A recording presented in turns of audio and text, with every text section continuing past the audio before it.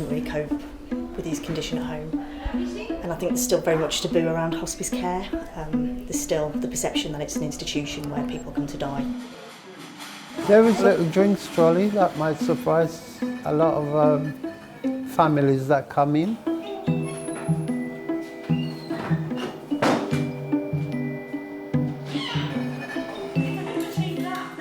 So coming through here is our day hospice.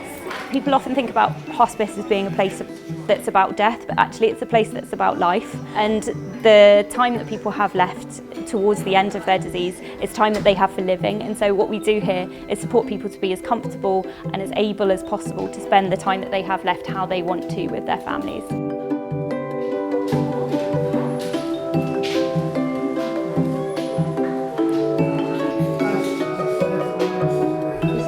It's like heaven, isn't it? It is.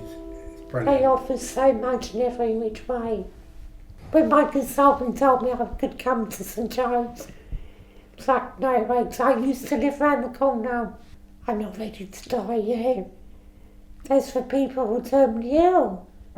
But it could not be further from the truth. Without St John's, I don't know where I would be. But I come in and I am literally on the floor with pain. I go out like a different person completely. I think it's just the fear of the unknown. Yeah. You hear the word hospice and everyone just thinks You shall last stop, isn't it? that's it, yeah. But it's totally different. Complete opposite.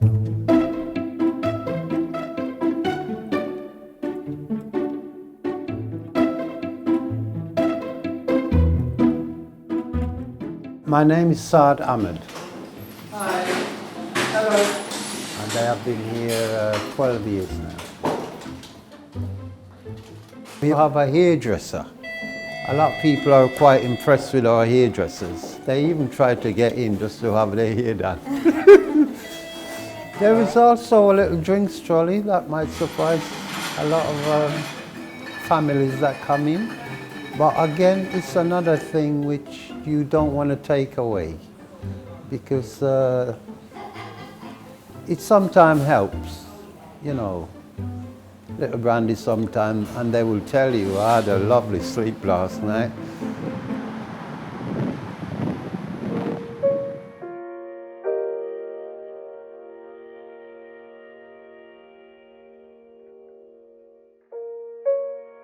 So Darryl was diagnosed with a brain tumour 3 years ago, and he's been through the radiotherapy, surgery, chemotherapy, immunotherapy as well. Tolerated it really well for 2 amazing years, and it's only in the past year that he's become very ill. He couldn't really cope with his condition at home, and I think there's still very much taboo around hospice care.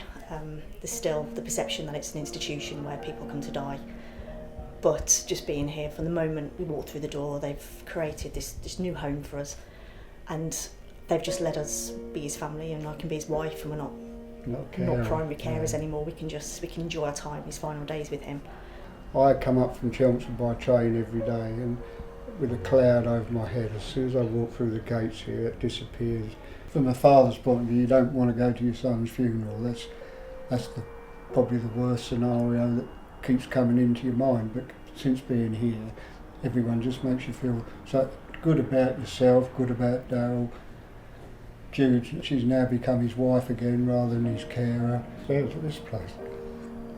It really is. It really, really is. I think it's really important that we have conversations with the important people around us about what our preferences are, how we feel about different treatments, where we would want to be at the end of our lives, what people we would want there, what things would be important. And if we plan for those things, it means that we can create an environment that's actually a really nice place to die. And so I've definitely thought a lot more about that since I've been working here at the hospice.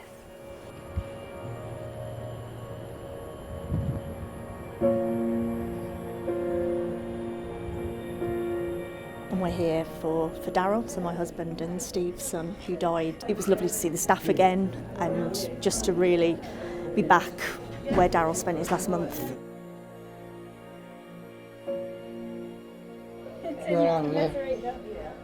if I can get this high enough.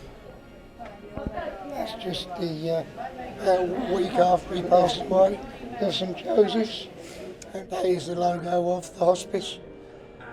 So wherever I go, it's always with me.